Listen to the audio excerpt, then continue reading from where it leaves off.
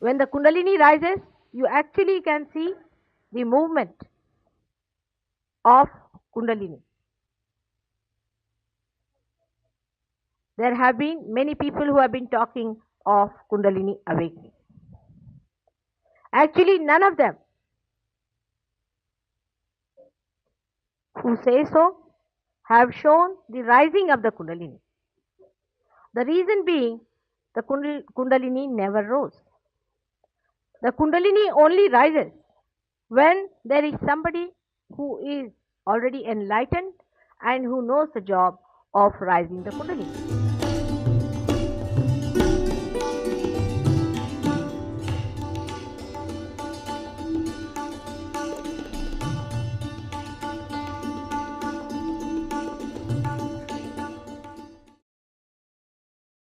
First of all, I think this is the most important thing to understand about your own Kundalini, as self-realization is self-knowledge.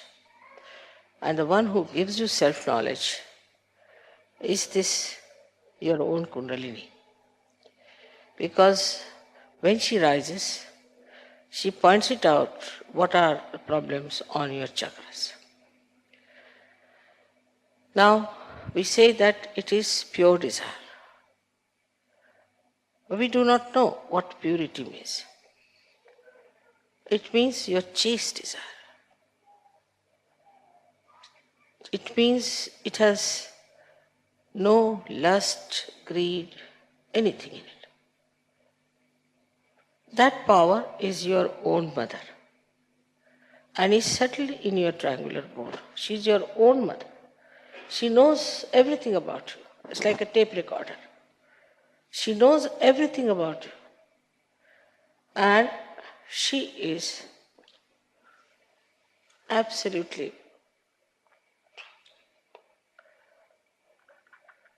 the knowledge. Because she's so pure.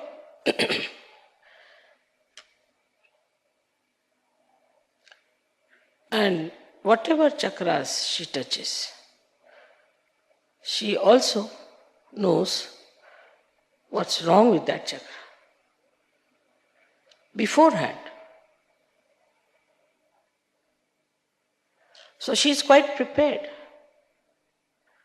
And she adjusts herself fully so that you do not get a problem by her awakening. If any chakra is constricted, she waits and goes on slowly, opening that chakra.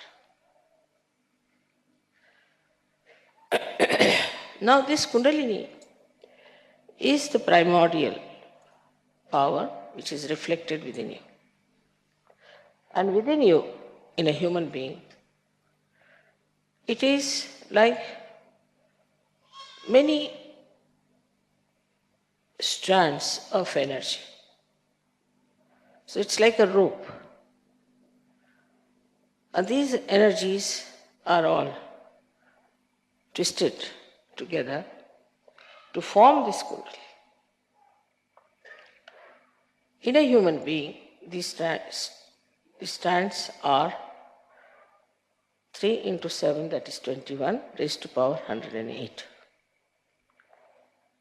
But when your Kundalini rises, 1 or 2 strands out of this come up and pierce the fontanelle bone area. Only 1 or 2. Because it has to pass through the innermost nadi, known as Brahma Nadi. It's all a spiral throughout, because Kundalini is a spiral, and these nadis are also like a spiral, like this. So the innermost nadi is the Brahma Nadi. The outermost nadi is the right side. And the second innermost is the Ida Nadi. So through the Brahma Nadi, she starts sending those threads. By that, they relax the center. By the relaxation of the center, the sympathetic nervous system also starts relaxing. And when it goes to the Agya Chakra, then your eyes start relaxing, your pupils start dilating, and your eyes can become like mine, very black, absolutely relaxed. So you can easily see in a person how far is the Kundalini. If it has pierced the Agya, then the eyes will be completely dilated and would be shiny. And then she enters into the Sahasrara. Now it is absolutely pure light of knowledge, love, compassion, and attention. All these three things are in that energy. We know of many energies like electrical energy, we know of light energy, we know of other energies. But these energies cannot think,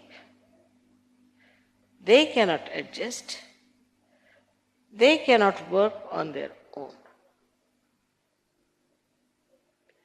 They are to be handled by us.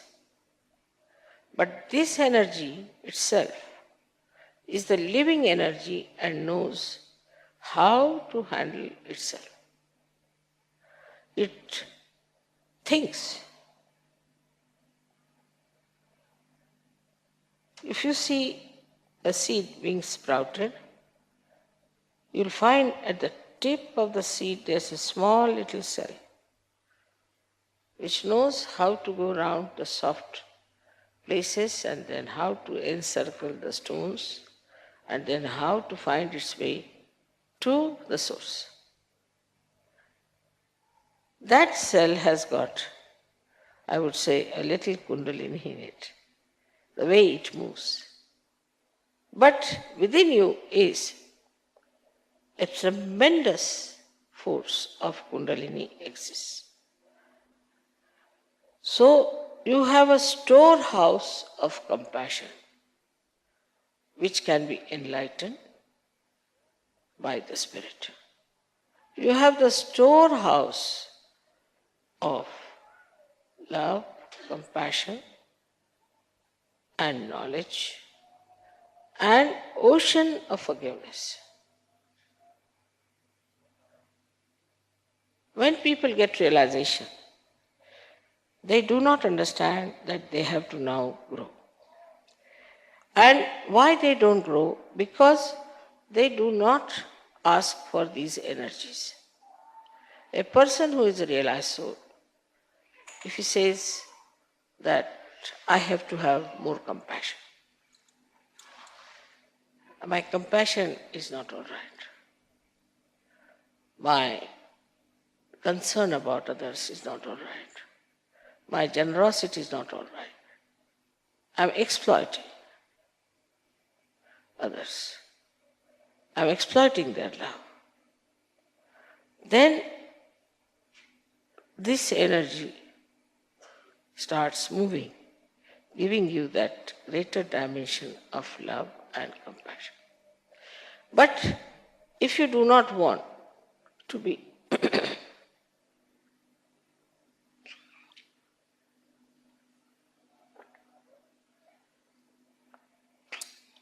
growing in your awareness, then she says, all right, he is a half-baked Sahaja, let it. She doesn't supply that energy which is stored within you. I told you, 3 into 7, that is 21 raised to power 108.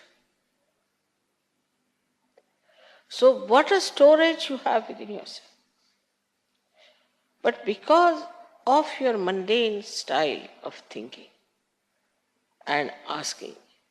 In the beginning, when I had started Sahaja Yoga, people used to ask for, say, jobs, or for my mother is sick or a father is sick, or they would ask for money or something like that.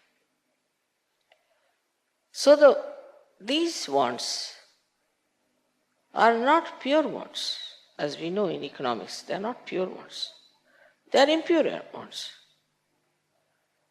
because they are never satiable in general. So this Kundalini, that is your mother, she is there to supply you, nourish you, to look after you, to make you grow. By giving you a higher personality.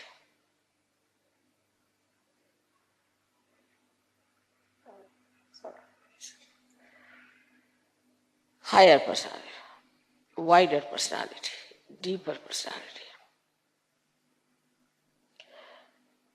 Now, we think if somebody is well read, then we think he is a higher personality.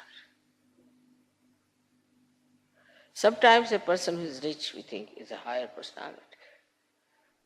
Sometimes we think a person who is very hardworking is a higher personality. Sometimes we think a person who is having some sort of a confusion about religion or something, we think he is a higher person. Our ideas about higher personality itself are wrong. People are higher because they are spiritually evolved. Otherwise they are not, they go to dogs. Nobody respects them. Germ itself means actually Kundalini. Germ means in Sanskrit as we call it Ankura. Ankura is the germ. To look at a seed looks like an ordinary thing, nothing special. Could be very hard nut also. Mostly the seeds are in nuts. Mostly. If they are not in nuts, then they might be having some sheath or something, minimum. But you won't find a seed just hanging from somewhere on a tree. It has to have some protection, some sort of a hardness outside. Now, that hardness is there. But the germ has a capacity to break that hardness. Just imagine a germ, which is such a delicate thing, which even if you touch it might break. Can break a germ? Can break the covering, the hard shell? How can it do it? Isn't it fantastic? That such a hard shell, which we cannot break it with our teeth here, can be easily broken by a delicate germ. So at that time, what happens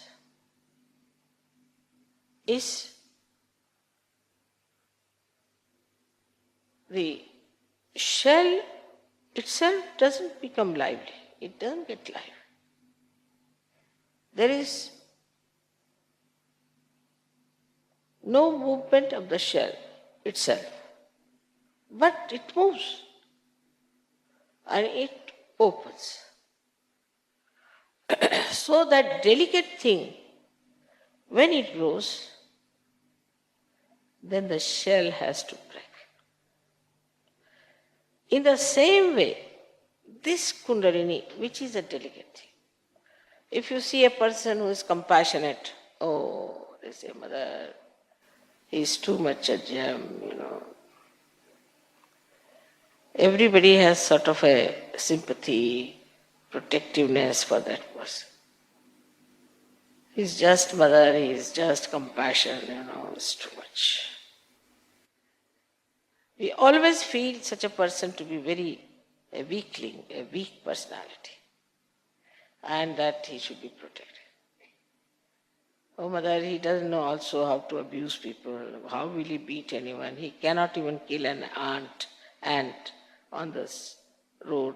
How can he do anything that is good for nothing? That's our concept. Because we think we should have somebody really a tyrannical person to handle things. But just see that in a seed, it is that delicate germ grows and breaks the shell. In the same way, when we become really delicate like a germ and then grow in our delicacy and in our beauty of compassion, love, and knowledge which makes you humble, then these shells will break. So what we should ask for is that beautiful, soft, compassionate nature, and then the Kundalini will supply. Because she only has that. Kundalini doesn't have anything else. All her power is of love. Nothing but love. So how can she give you something she doesn't have? Supposing you hate someone. What can she do? She can't do anything because she cannot give you powers to hate. So what she says, you hate someone, Allah forgive. She gives you the power to forgive. Like a sword has to fight, a shield, not a sword. So the violence, as they say, can be only fought with non-violence. In the same way, if we have to grow, the Sahaja Yogis have to grow, first of all, we have to see how softly we talk, how kindly we talk, how considerate we are.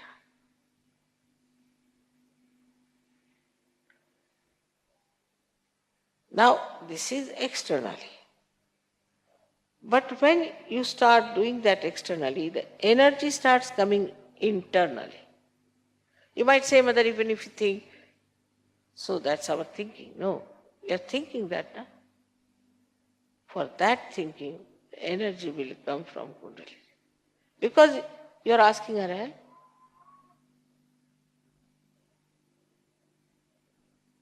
Whatever she has, she is willing to give, but whatever she does not have, how can she give? Now supposing you want to get angry.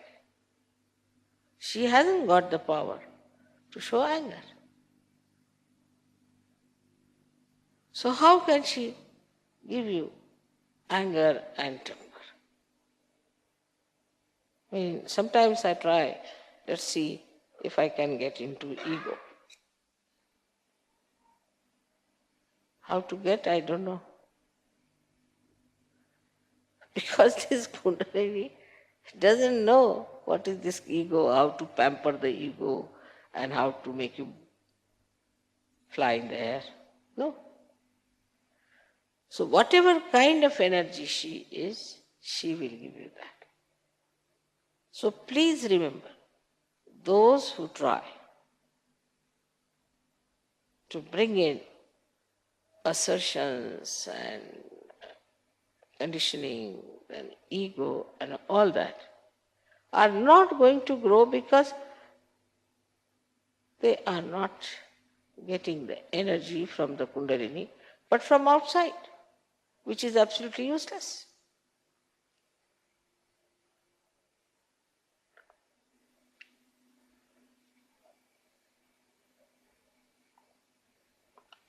So the power of Kundalini is absolute purity, auspiciousness, holiness, chastity, self-respect,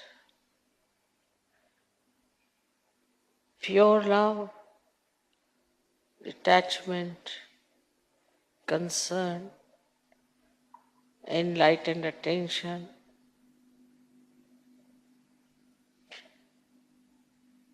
to give you joy.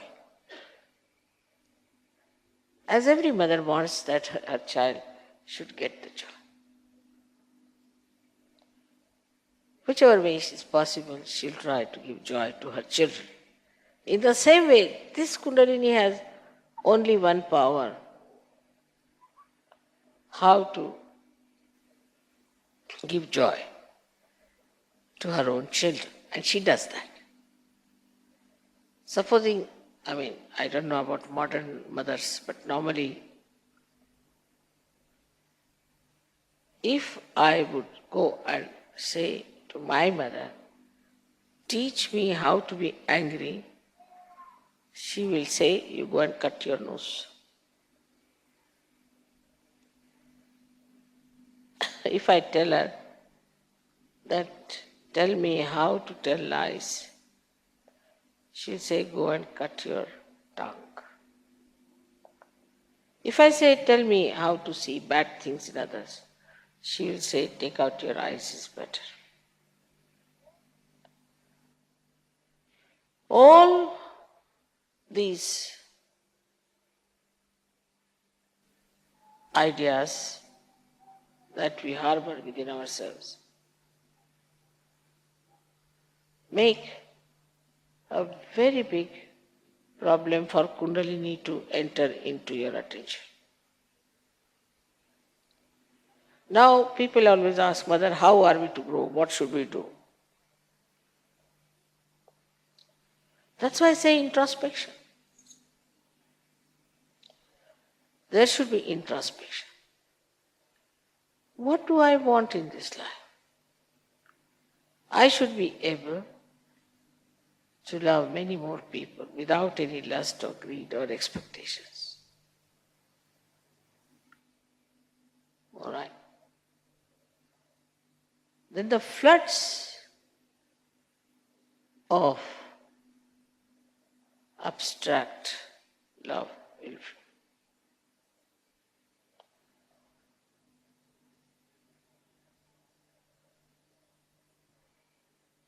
She gives you witness state, she gives you peace. How many things she has to give you, by which you become so powerful, so very powerful. No one can trouble you. She gives you security, she gives you peace, she gives you wisdom.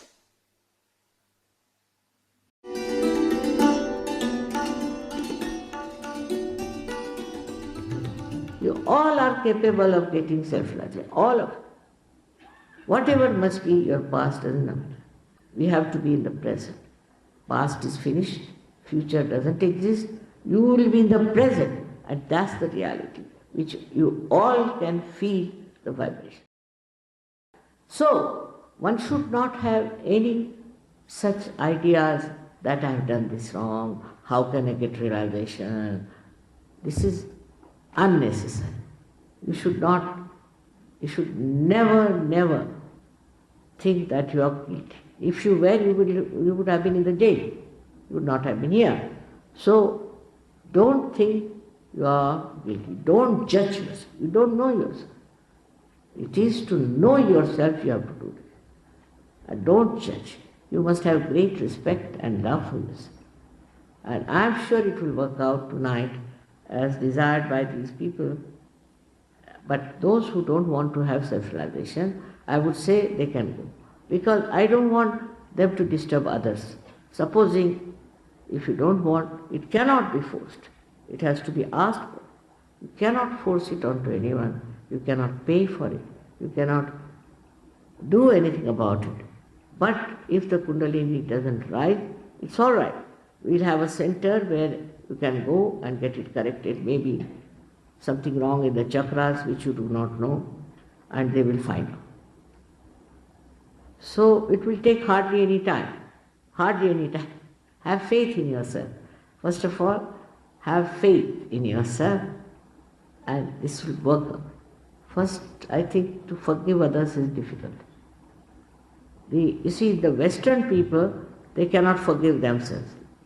And for Indians, the other way around. They cannot forgive others. You see, I don't know why there is this kind of a different, attitude. But we should forgive ourselves also. God has created you as human being, not to be ruined like this, not to be shattered like this, but to achieve your glory. Realization.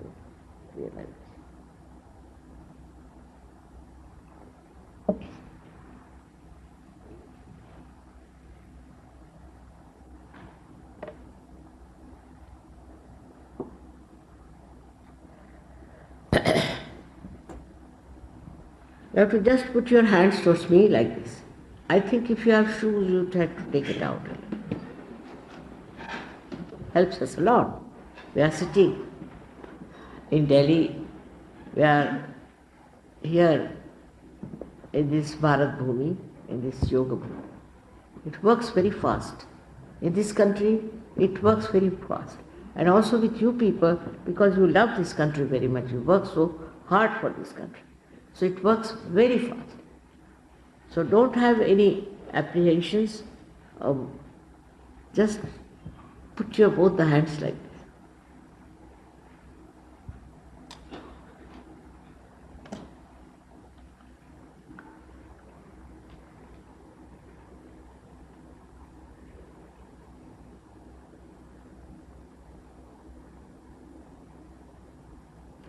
Again, I would request you must forgive yourself and others.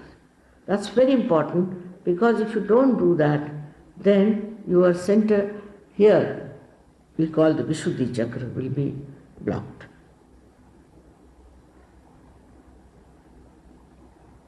The guilty part is will be blocked, and if you don't forgive, then this Sahaja Chakra will be blocked.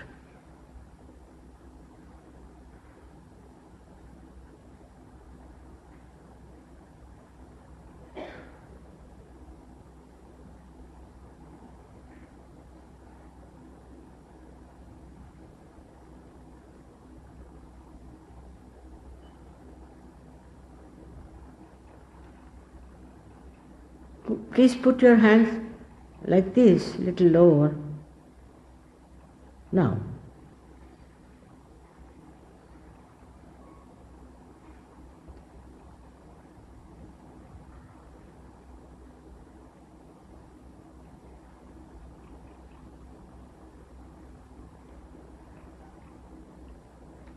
first we'll start feeling some cool or hot breeze on your fingertips and also on your thumb. Then in the palm, you start feeling a cool or a hot breeze. Some people start thinking that this air conditioning, it has nothing to do with air conditioning. So please have faith in yourself.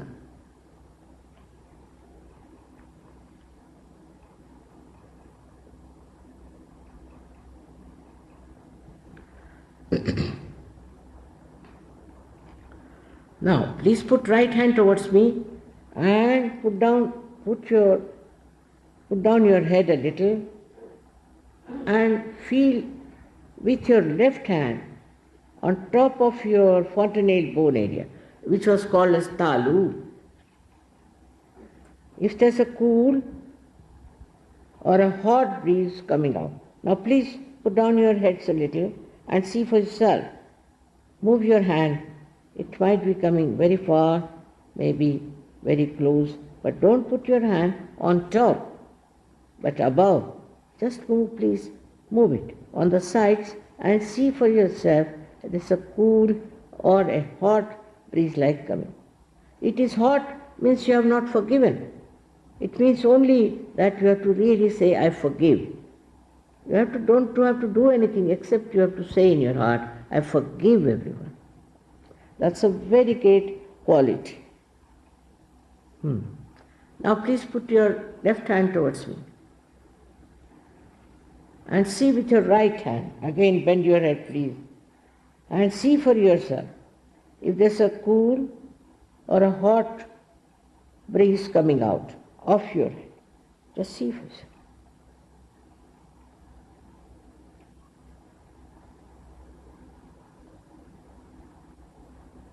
Now, please put your right hand again. Right hand is more. So put the right hand like this and see for yourself.